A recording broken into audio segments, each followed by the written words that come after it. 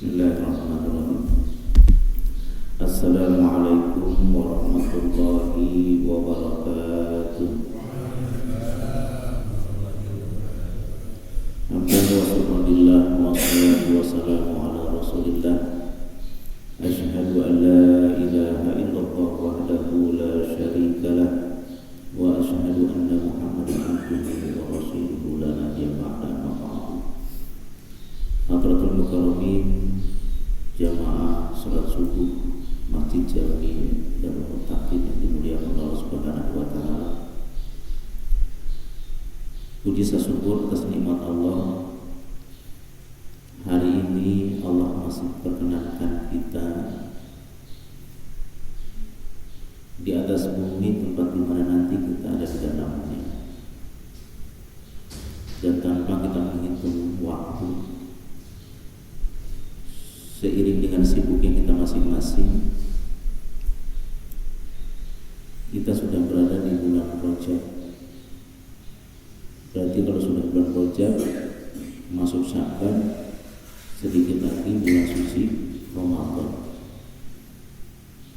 yang dimana Rasulullah kalau sudah masuk bulan Rajab mengajarkan kepada kita untuk berdoa, Allahumma barik lana fi Rajab wa Sya'bana wa balighna Ramadan. Pada saat masuk Rajab Sya'ban, Rasulullah berdoa memohon untuk diberkahkan, barik lana fi Rajab wa Sya'bana. Tapi ketika menyebut kata-kata bulan Ramadan, beliau menggunakan kata balighna, sampaikan kepada bulan suci Ramadan. Di sini ada satu pertanyaan, kenapa di saat menggunakan kata Ramadan balighna? Kalau kita perhatikan setiap tahun, ternyata puncak jumlah kematian itu berada di bulan Rajab dan Sya'ban, sehingga ada kekhawatiran di penghujung Sya'ban kita tidak masuk kepada bulan Ramadan. Karena ada 3 kategori. Ada orang yang diberi kesempatan masuk Ramadan dan menikmati nilai-nilai yang ada di bulan Ramadan. Ada orang diberi kesempatan masuk Ramadan, dia mendengarkan azan tanda waktu berbuka puasa, dia mendengarkan jam 2 ada bangun sahur, tapi tidak bisa melaksanakan ibadah Ramadan. Kenapa? Meregang nyawa di rumah sakit. Ada lagi orang yang tidak sama sekali diberikan kenikmatan bulan suci Ramadan, padahal berada di penghujung Sya'ban. Ia meninggal dunia tanpa harus sakit. Nah, hukum dari 3 ini, apakah hari ini kita berlaku untuk itu? Apakah kita termasuk orang yang diberikan kesempatan masuk Ramadan, menikmati Ramadan, melaksanakan ibadah-ibadah Ramadan? Atau kita masuk pada hukum yang kedua, diperkenankan besok masuk Ramadan, tapi kita tidak bisa melaksanakan ibadah Ramadan karena menundangnya sakit. Oleh sebab itu, di bulan Rajab ini merupakan bulan tathhirul badan, momen untuk kita bertobat kepada Allah Subhanahu wa taala. Sya'ban tathhirul qalbi, saatnya kita membersihkan hati dengan bersilaturahmi. Mudah-mudahan dengan hadirnya kita di tempat ini bagian dari membersihkan hati kita, menghilangkan rasa sesuatu di antara kita. Insya Allah Ramadan menjadi bersih jiwa kita. Amin ya rabbal alamin. Mudah-mudahan yang hadir di sini Allah berikan kesempatan untuk masuk ke bulan suci Ramadan. Kemudian salawat dan salam tercurah pada junjungan baginda Nabi besar Muhammad SAW, yang tentunya Salawat ini bagi kita hari ini tidak terlalu penting. Sosok baginda Nabi belum terlalu kita terbayang. Tapi di saat nanti di padang mahsyar, di saat hukum Allah ditegakkan, disitulah syafaat kita harapkan. Disitulah sosok baginda yang kita lupakan, yang kita cari walaupun beribu tahun lamanya. Maka berbahagia yang sering berada di majlis zikir, yang sering berada di majlis masjid sholawat, karena dia secara tidak langsung sedang berharap bertemu kepada baginda Nabi Muhammad SAW. Mudah-mudahan kita mendapatkan syafaat sebaiknya. Amin ya rabbal alamin. Hadirin yang berbahagia, berlanjut kepada materi selanjutnya. Di minggu yang lalu, di bulan yang lalu, kita bicara masalah talqin, yaitu membimbing orang yang sedang meninggal dunia dengan lafaz la ilaha illallah. Istilah bahasa Arabnya yang dibakukan di dalam bahasa Indonesia disebutnya mentalkin. Ada yang mentalkinnya pada saat sakaratul maut, ada yang mentalkinnya setelah meninggal dunia, setelah dikuburkan. Nah, mentalkin di saat jenazah sakaratul maut, sepakat ulama itu disunahkan. Tapi di saat sudah dikuburkan, itu ikhtilaf ulama. Mayoritas Imam Syafi'i mentalkinkan mayit setelah dikuburkan, hukumnya sunnah. Kemarin sudah dijelaskan. Hadirin yang dimuliakan Allah Subhanahu wa taala. Pada kesempatan ini kita membahas tentang masalah percepatan pengurusan jenazah. Bahwa seorang yang sudah meninggal dunia untuk segera disegerakan untuk dimakamkan. Karena ada satu riwayat ketika jasad terpisah dari ruh, terpisah dari jasad, ruh itu masih menyaksikan jasad itu dimandikan. Ruh itu bicara. Apa kata ruh itu? Wahai yang memandikan. Di sini siapa yang suka mandi mayat?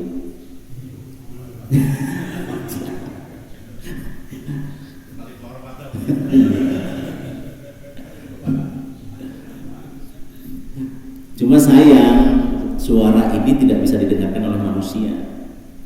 Sekalipun Pak Ustadz, Anda umpama beliau mendengar, beliau pertama kali lari. Apa kata-katanya?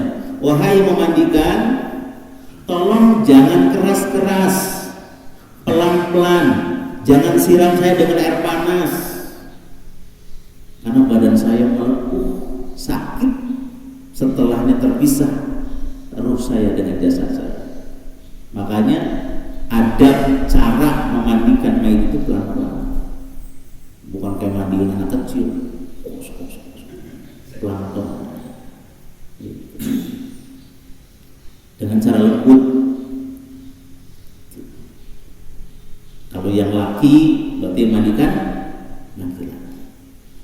Kalau mayitnya perempuan yang mandikan. Cuma pernah ada kasus terjadi ribut. Begitu mau dimandikan, pas lempengan bawah, astagfirullahaladzim, ini mau laki-laki. Akhirnya diganti sama yang perempuan, yang laki-laki. Pas begitu diangkat ke atas, astagfirullahaladzim, ini mau perempuan. Katanya bencong, Pak. Yang sekarang menjadi viral. Jadi makna bencong di dalam fikih bukan bencong yang sering kita lihat, bukan yang di atasnya keibu-ibuan, di bawahnya kesebelasan, bukan itu. Bencong itu adalah orang yang sulit bagi ahli fikih menentukan hukum, yaitu punya dua kelamin. Di sisi lain dia punya kelamin laki-laki, di sisi lain dia punya kelamin perempuan. Jadi dilihat dari sisi kelamin yang mana yang lebih berfungsi. Misalnya kalau perempuan, kalau dia menstruasi yang kelaminnya, maka dia dinyatakan perempuan. Tapi kalau yang lebih berfungsi kelamin laki-laki, maka dia ditentukan sebagai laki-laki. Itu disebut namanya al-khunsa, bencong. Nah kalau yang kita lihat sekarang, bukan bencong, bukan khunsa, penyakit yang bisa diobati. Makanya walaupun kemarin bentuknya sudah perempuan, tetap cara mandiinnya, cara ngurus jenazah harus laki-laki, karena kudratnya adalah laki-laki. Hadirin yang dimuliakan Allah Subhanahu wa taala, setelahnya dia dimandikan, dia bicara, kemudian dikafanin tuh. Ngomong lagi itu si ruh, wahai yang mengkafanin saya, tolong jangan dibungkus dulu muka saya. Saya pengen lihat istri saya yang besok jadi janda.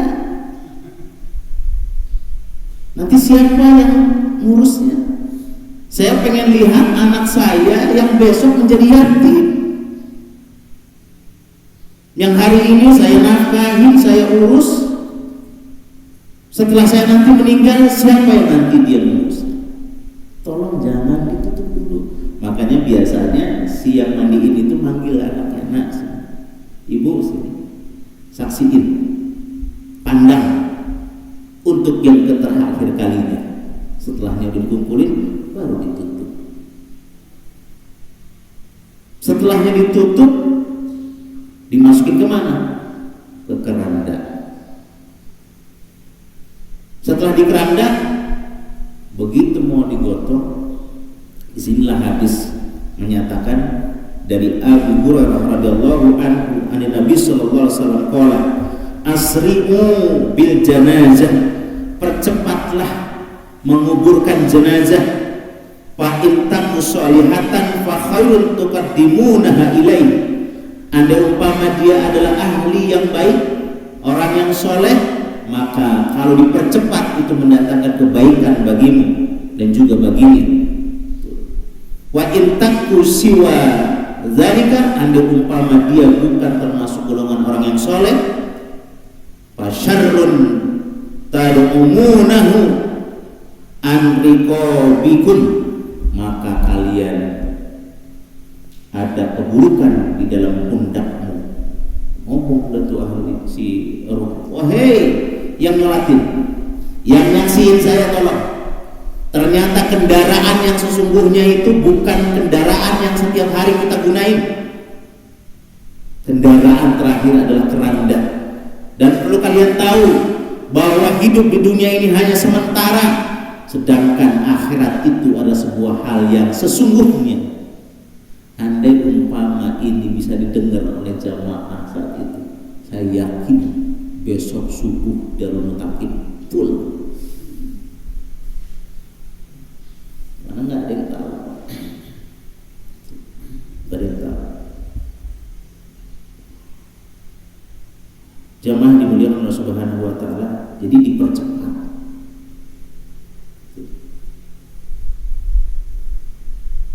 Wa an Abi Sa'id Al-Khudri radhiyallahu anhu, kana Nabi sallallahu alaihi wasallam yaqulu, idza wudi'at al-janazata, apabila diletakkan jenazah, fa ihtamalaha ar-rajulu ala anakihim, kemudian jenazah itu ditaruh di pundak masing-masing laki-laki yang hendak dibawa ke makam.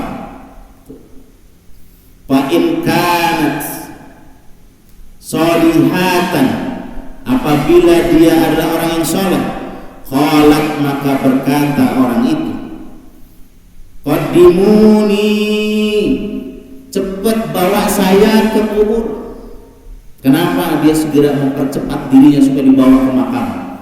Karena kuburan yang menjadi raudhah min riyadil jinan sudah terpampang dalam dirinya, sudah terlihat aroma surganya. Makanya sering kita berdoa, Allahumma ij'al kuburahum raudhatan min riyadil jinan wa la taj'al kuburahum hufratan min hufarin niran. Ya Allah, jadikan kuburan-kuburan orang yang sudah meninggal dunia raudhah min riyadil jinan, menjadi taman dari tamannya surga.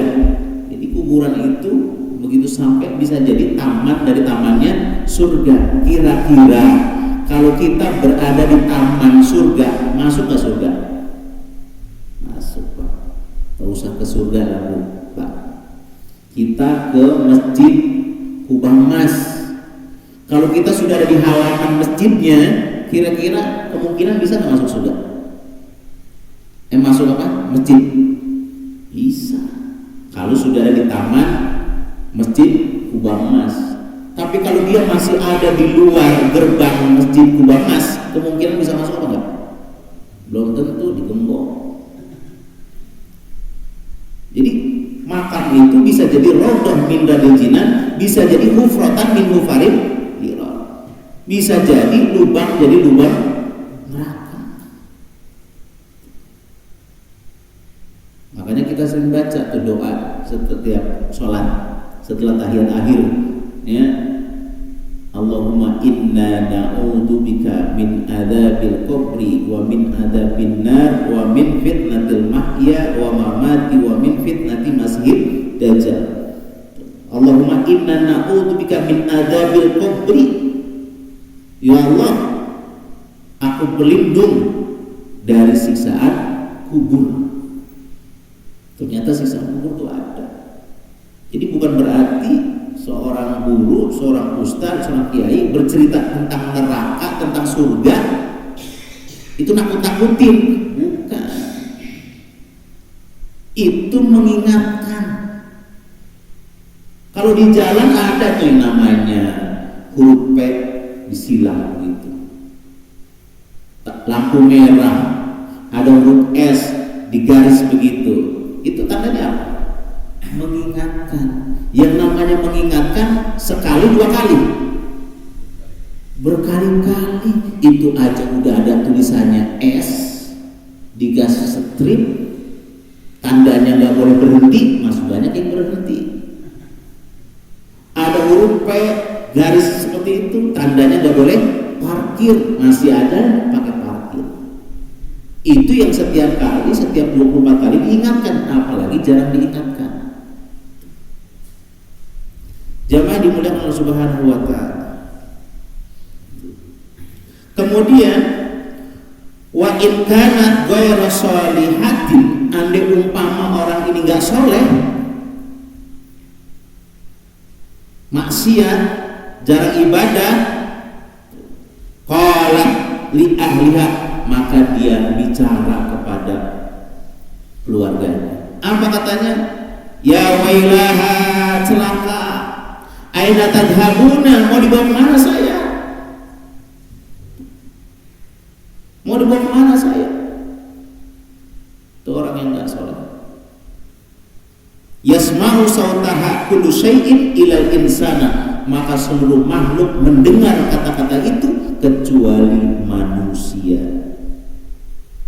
Walau sami'a al-insan la sa'iqa, andai umpama manusia diberi pendengaran tentang ruh berbicara, maka pingsan.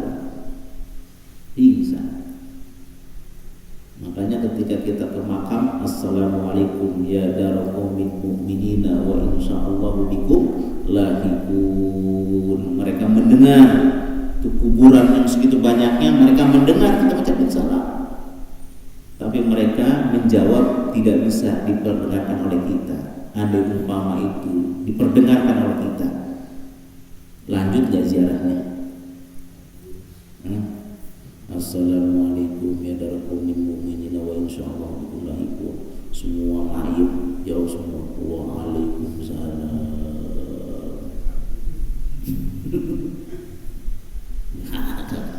Nggak jadi. Ini rahasia Allah.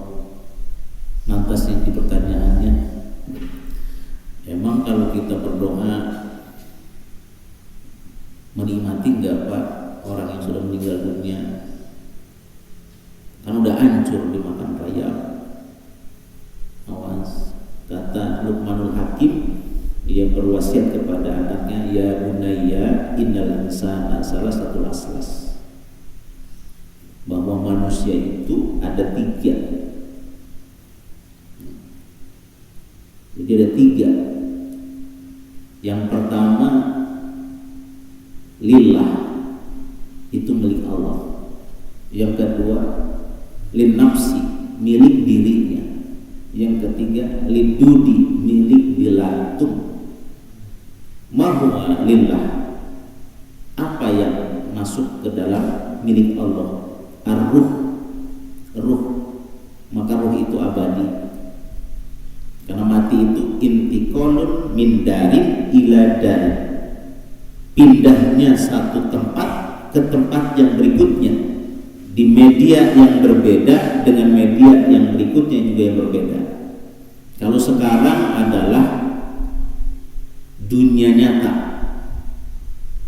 Makanya kalau bicara tentang azab kubur, manfaat sedekah, kita nanggapinnya nggak serius karena kita masih di dunia nyata. Kalau bicara masalah neraka surga, kita nggak serius karena masih berada di dunia nyata. Tapi bagi tetangga kita yang kemarin meninggal, satu persatu yang tadinya bagi kita cerita sekarang menjadi nyata. Pahala sedekah yang bagi kita itu cuma cerita, tapi bagi mereka sekarang nyata.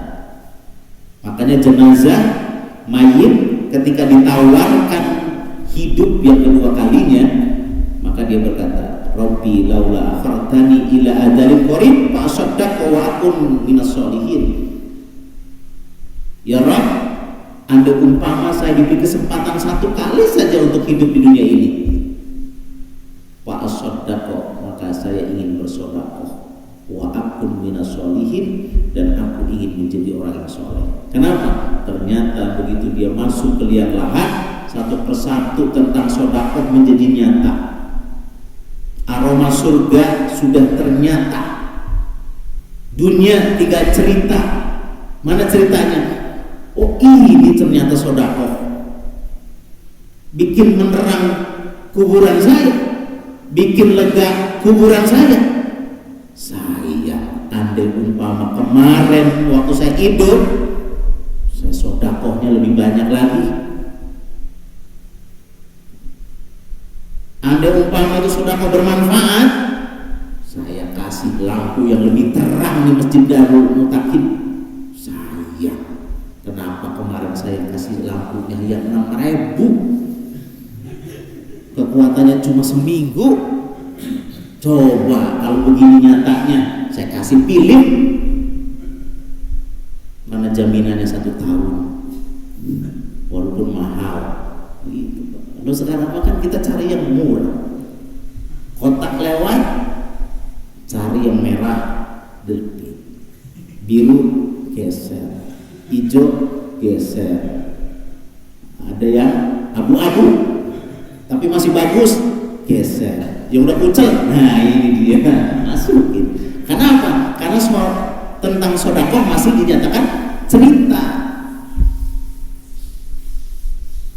Yang namanya selamat. Memang Ustaz ada yang namanya azab kubur, ada kan tadi udah dikatakan Allahumma inna na'udzubika min adzabil qabri, itu hadis sahih. Masa Rasulullah bohong? Bahkan pernah saya ceritakan di dalam kitab Bulughul Maram, ada hadis Nabi lagi lewat, ada 2 kuburan. Dia petik belakang kurma, ditancap kencet, berdoa. Sahabat lihat, ya Rasul, kunaon atuh kuburan ini 2, dan kau petik pelepah kurma ditancepin terus berdoa. Apa jawab Rasul? Sahabat, ini ada 2 kuburan nih, penghuninya lagi disiksa. Terus apa urusannya pelepah kurma ditancepin? Selagi ini pelepah kurma masih basah, aku mohon kepada Allah, mudah-mudahan ini diringankan sikatannya. Yang satu disiksa karena istinjanya nggak bersih, mentang-mentang supir nggak boleh lihat alang-alang, kebelet dia mampir di jalanan, dia buka, dia pipis, Setelah itu cuma disentil doang, masukin lagi, selesai, aman. Bahkan perempuan setiap saya ke tempat ngaji, kalau ditanya usianya udah tua-tua, udah punya cucu, kalau ditanya paling cepatnya menstruasi itu berapa hari, jawabannya 2 minggu, 1 minggu. Bayangin Pak, umur udah sepuh, udah punya anak, udah punya cucu, tapi ditanya tentang menstruasi paling cepat 2 minggu. Bermasalah nggak Pak? Bermasalah. Padahal paling cepat 24 jam, 1 hari 1 malam. Udah usia segitu tentang menstruasi belum tahu. Makanya kata Rasulullah, siksa kubur paling banyak karena sebab istinja. Makanya faktor prioritas sebelum kita ibadah adalah bab toharo, bab bersuci. Nah ini lagi disiksa nih, lagi kena sebab istinja. Yang satu lagi suka ngapain? Gibah, namimah, suka ngadu domba. Nah dari hadis ini intisarinya apa? Rasulullah mengajarkan kepada kita bahwa menabur bunga dari hadis ini sunnah. Kita kan suka beli bunga tuh ke ziarah, taburin, itu sunnah dari hadis ini. Cuma dulu adanya pelepah kurma, nggak ada bunga kayak sekarang. Kalau ada umpama waktu itu ada yang jualan kayak di makam sini, mungkin Rasulullah pakai bunga. Kemudian apa lagi? Dari hadis ini menyatakan bahwa Rasulullah ngajarin kita bahwa berdoa boleh bertawasul menggunakan pelantara. Rasulullah kalau mau berdoa ngapain segala petik pelepah kurma? Karena Nabi mah jangankan pelepah kurma, gunung aja bisa jadi emas. Kenapa beliau harus petik pelepah kurma? Mengajarkan kepada umatnya tentang wasilah. Ada cara syariat, ada cara hakikat. Hakikatnya Allah, kalau manusia hidup di dunia ini dengan bentuk hakikat aneh, nggak ada syariat nih. Ya Allah, di subuh ini saya ingin punya Honda Jazz. Turun Pak, Honda Jazz dari plafon. Gitu. Aneh gak? Karena nggak pakai syariat, hakikat hidup. Bapak, ya Allah, istri saya galak banget ya Allah. Ada nggak perempuan yang lain? Langsung turun dari jendela, perempuan. Gak bisa Pak. Kita hidup hakikat, syariatnya ikhtiar. Bapak pengen punya Honda Jazz, kerja dulu, usaha dulu, ikhtiar dulu. Makanya kita jadi hidup berdampingan. Karena kita makhluk sosial, disebutnya nama habluminallah, habluminannas. Gak bisa kita habluminallah, habluminasnya gak pernah ada. Impossible, kita manusia biasa. Gak usah jauh-jauh. COVID-19, orang yang sudah kena COVID, benar gak? Terjangkit, ditaruh di mana? Di ruangan kosong, sendirian, gak ada yang jenguk, gak ada yang apa. Enak gak? Gak enak. Bahkan Pak, di Australia ketawa itu ada kursusnya. Saya punya teman lama di Australia, ngobrol. Di Australia itu ada kursus ketawa. Saking udah susahnya orang ketawa, karena pada masing-masing hidup-hidup. Makanya dia aneh sama orang Indonesia. Orang Indonesia kok pakai kursus, ngaji dia ketawa, ngopi dia ketawa, ngobrol dia ketawa, diangkut dia ketawa. Kenapa? Dengan ketawa sel-sel saraf kita ngetegang.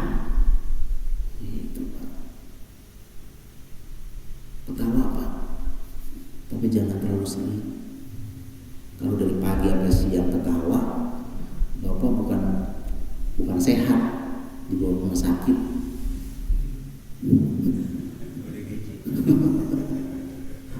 OTG.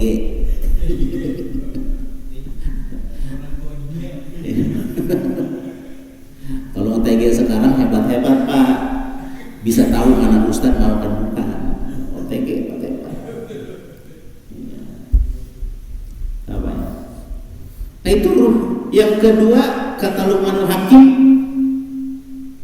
lin nafsi, buat dirinya apa? Amal perbuatan. Makanya yang ngantar ke kubur kita itu 3, ahluhu, maluhu, ya, wa amaluhu, hartanya, keluarganya, amalnya. Cuma yang 2 balik lagi. Apa yang balik lagi? Maluhu, hartanya. Coba orang kaya, mobilnya ngantar jenazahnya ke makam, setelahnya dimakamin pulang lagi kan? Ada yang mobilnya ditinggal.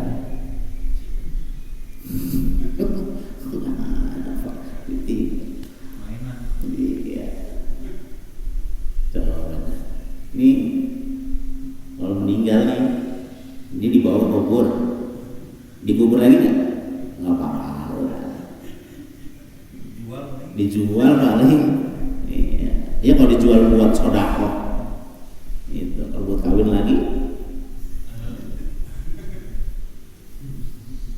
itu istrinya yang paling cantik. Itu kalau bikin status, mama, I love you, I am so happy because in your better. No one but you, I love you full. Apalagi hidup ini tanpa kamu di sisiku kan. Meninggal, kira-kira ada nggak yang mau dikubur bareng-bareng? Ada. Bapak nih, istrinya meninggal, saya yakin 2 minggu udah mulai kaya banyak. Nggak ada yang nahan Pak. Nggak ada yang nahan. Jangankan yang muda-muda begini, umur 70 aja maksudnya. Artinya apa? Itu dunia sampai situ. Dunia itu boleh kita cari, tapi bukan menjadi prioritas. Dunia itu sebagai wasilah, media untuk menuju akhirat. Ya. Bukan berarti juhud. Juhud itu bukan berarti meninggalkan dunia. Tasawuf bukan berarti meninggalkan dunia. Kalau kita meninggalkan dunia, dosa. Kenapa? Berarti kita sudah melawan kodrat manusia. Rasulullah cinta gak sama dunia? Cinta. Dia dagang, usaha, benar gak? Coba kalau Rasulullah gak cinta dunia, ngapain dia dagang? Udah aja di rumah. Kalau nggak di masjid, tinggal buka pintu, langsung restoran masuk. Dia makan karena hakikatnya ada. Nabi, karena tanpa dunia kita nggak bisa menuju akhirat. Coba kita mau sedekah pakai apa? Pakai duit Pak. Nggak mungkin pakai daun cabelik. Pakai duit. Pakai duitnya nggak? Dunia. Bapak nih sekarang sholat pakai jubah, pakai duit nggak? Pakai. Biar bagus, biar dapat sunnahnya bagus, belinya yang mahal. Ih, pakai duit. Ngaji aja pakai duit. Ini kan pakai duit Pak. Kalau nggak pakai duit, nggak bisa. Semua pakai duit, pakai uang. Artinya juhud bukan meninggalkan 100% tentang dunia. Juhud itu memanfaatkan dunia untuk menuju akhirat. Itu juhud. Jamaah dimuliakan Allah Subhanahu wa taala. Jadi dipercepat jenazah itu, kecuali ada hal-hal tertentu itu masih bisa dimaklum. Salah satunya contohnya misalnya karena sebab otopsi,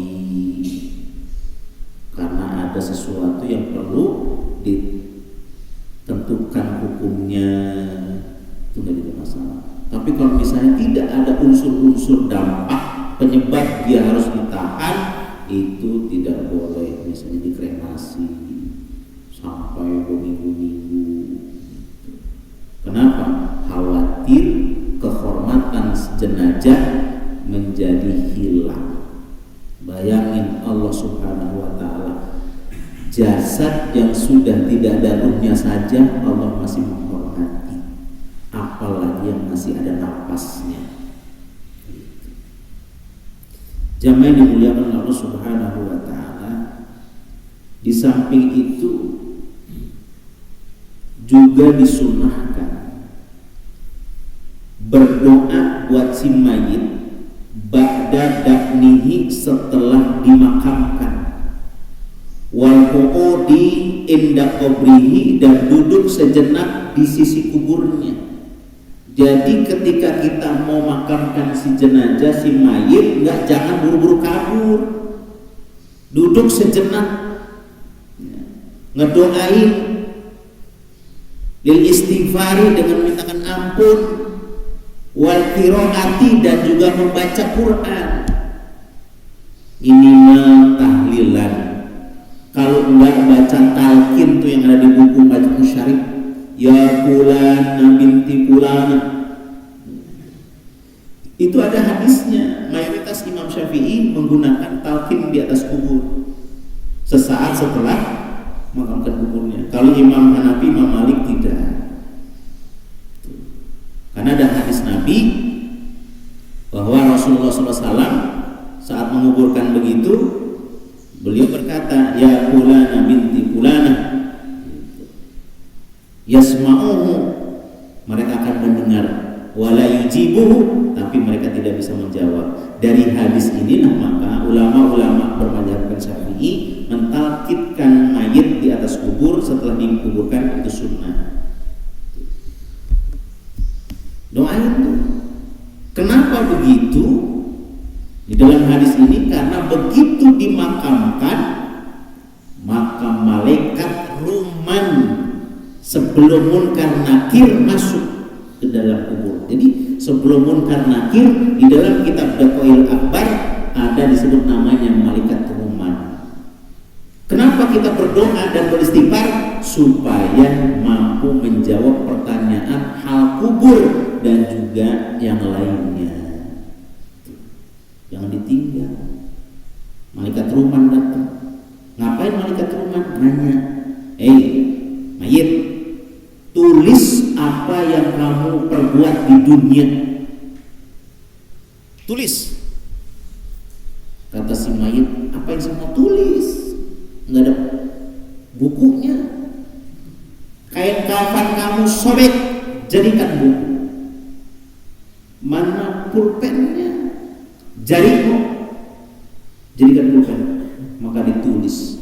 Itu di dalam surah Yasin, al-yawma nakhtimu ala afwahihim wa tukallimuna aydihim wa tashhadu arjuluhum bima kanu yaksibun.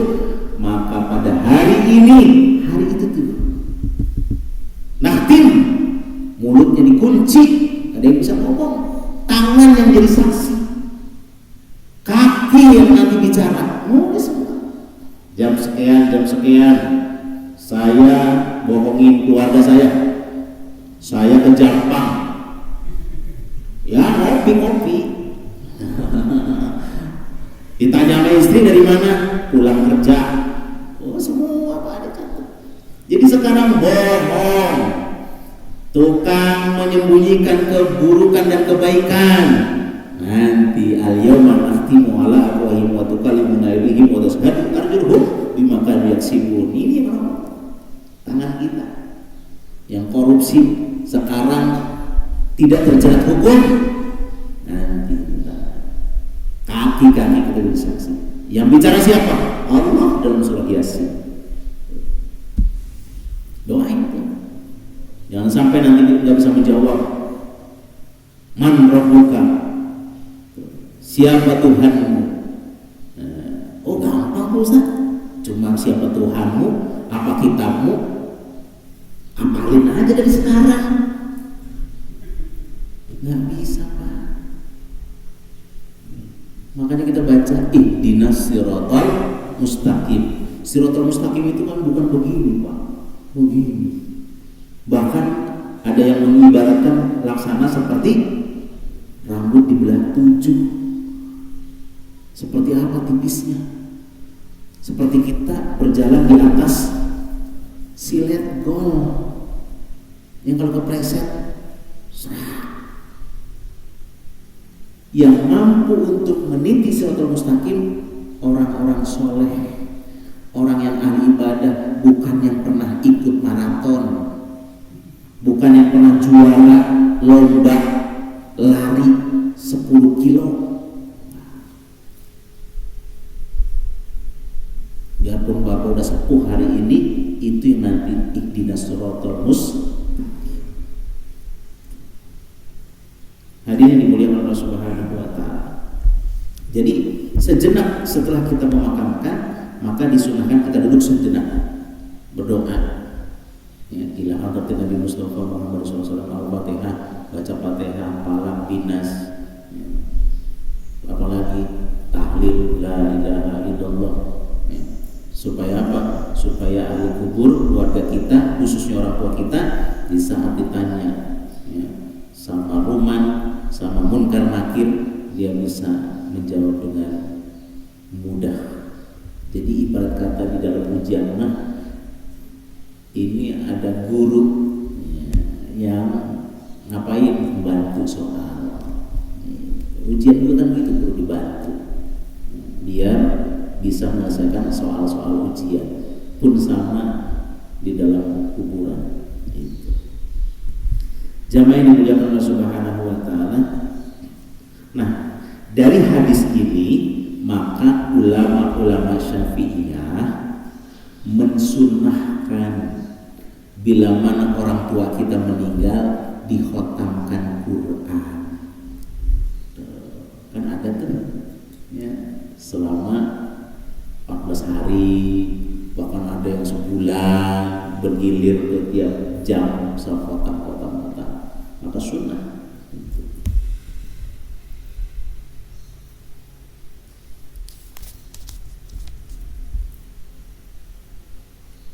Hadirin yang dimuliakan Allah Subhanahu wa taala. Jadi sekali lagi bahwa jenazah yang sudah dimakamkan untuk segera yang telah meninggal dunia segera dimakamkan bila mana tidak ada hal-hal terkait yang membuat dia menahan untuk dimakamkan. Mudah-mudahan kita semua di saat-saat nanti mengalami hal itu, anak keturunan kita bisa menyelesaikan, bisa mengurus kita yang nantinya menjadi amal buat anak-anak kita, dan kita pun terhindar dari namanya siksa kubur, dan mudah-mudahan kita meninggal dalam keadaan husnul khotimah. Amin ya rabbal alamin. Innamal a'malu bil khawatim. Perbuatan itu dinilainya di penghujung. Bapak sekalian, hari ini sholat baru dicatat. Bapak sedekah hari ini baru dicatat. Dinilainya kapan? Di saat nanti di penghujung husnul khotimah atau su'ul khotimah. Datangnya kita di sini apakah ikhlas atau justru karena sebab naon? Nah, gitu. Jadi innamal a'mal bil khawatim. Perbuatan itu dinilai nanti di penghujungnya. Mudah-mudahan kita ikhlas, senantiasa ibadah kita harus kita ingin bermanfaat. Amin ya rabbal alamin. Mungkin barangkali itu, mudah-mudahan kita semua diberkahi oleh Allah Subhanahu wa taala. Wassalamualaikum warahmatullahi wabarakatuh.